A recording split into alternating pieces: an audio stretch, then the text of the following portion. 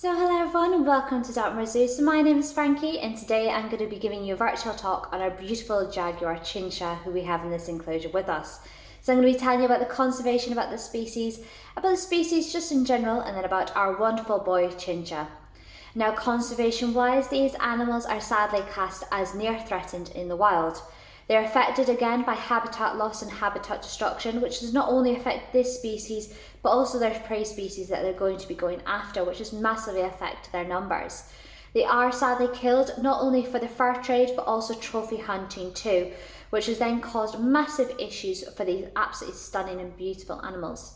Now again, there's lots of conservation efforts out there to hopefully start to increase their population back out into the wild.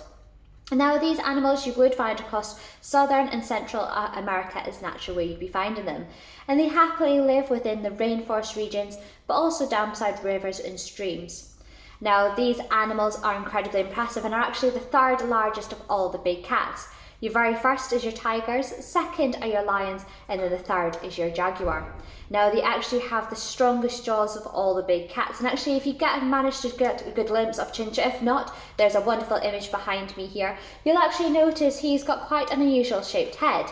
Now, he's got what we call a bulbous shaped head, and the reason for this is because of his incredibly strong jaw and power bite that he's able to give off.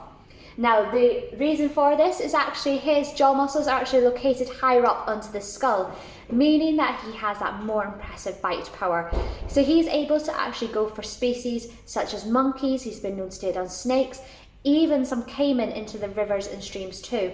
They've actually even been recorded to take down a tapir or two. So if you saw the tapir heading up the drive today, you will actually notice that they have got a bit of a lump on the back of their neck. Now, the reason for this is now full of fat to help to protect them from the wonderful jaguar who's been known to take them down. So lots of different species these guys are impressively able to take down, which is just amazing. Now again, these animals are what we call stalk and ambush predator, but very, very slightly different to our tigers, our lions, and even our cheetah. So what these guys are going to do, they're going to actually wait up into the trees, they're going to wait for their prey to walk past and then ambush them at the last moment. Now the jaguar again has a different feeding strategy, so what he's going to be doing, instead of heading for the jugular vein on the animal's neck, they are going to be going straight for the skull. So that impressive bite power they have is able to crush that skull with just one bite, killing the animal instantly. Now that is actually where their name comes from. It comes from Jaguar, which actually means to kill with one bite or one leap. So it just shows how incredibly impressive these animals are. Now, they are naturally solitary in the wild, if you are wondering why Chinchilla is by himself, and they would only normally come together for breeding before then heading off in their own direction. Now, feeding with him, again, we feed him the horse meat that we give all our other big cats here at the zoo. And again, if you haven't heard yet, this is part of a cull that happens up on Dartmoor. The reason for this is actually the purebred Dartmoor pony population is decreasing. So we help and work with the farmers up there to only ensure we're getting rid of those with genetic and medical defaults. The horse is then cut back here on site where we have our own meat processing plant before feeding it directly to these animals. Now, there's lots, again, different types of enrichment that we can do with our jaguars, like we do with all our animals here at the zoo. But for him, it's really good to be working his muscles, and especially those jaw muscles too. You will see that he's quite stocky, he's quite low down to the ground, but he is just pure muscle and pure strength. So we have to utilise this for his enrichment. So you can often see us using the platforms within his enclosure. We'll often attach the meat up onto high places for him to be using his agile balance, using that technique, and then using that incredible, impressive muscle strength on him too. Something else that we're able to do with him is actually get beer kegs and barrels, put them into the water and attach the meat onto them, and again, encouraging him in to use that natural behaviour of going for a bit of a swim, but also getting hold of the meat just like he would naturally in the wild, getting it out of the rivers and streams by eating caiman.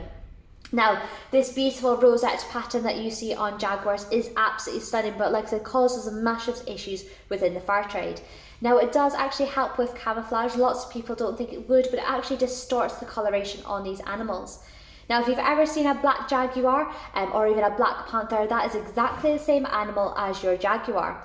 It just means that they have what we call the melanistic gene in them, which actually turns this orange coloration that you see on our chinchilla here into that black fur instead. Now, if you were to get close enough, if you're silly enough to do it, you would actually still see that they have the rosette pattern in that black fur too, And even if you see them sometimes in the light, you're able to catch a good glimpse of those exact patterns. Now, to tell you a bit less about our chinchas, like I said, he is a male. He is just 7 years old and will be 8 in October this year for us.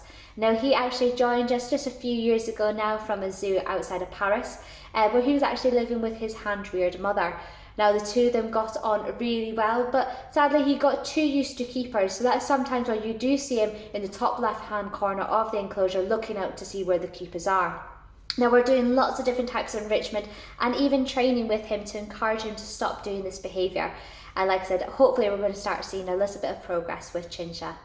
He is still quite young at the moment, again very similar to our lions and tigers. He's able to get to around about 10 to 15 in the wild, up to around about 20 in captivity too. So hopefully he's going to be around for a very long time.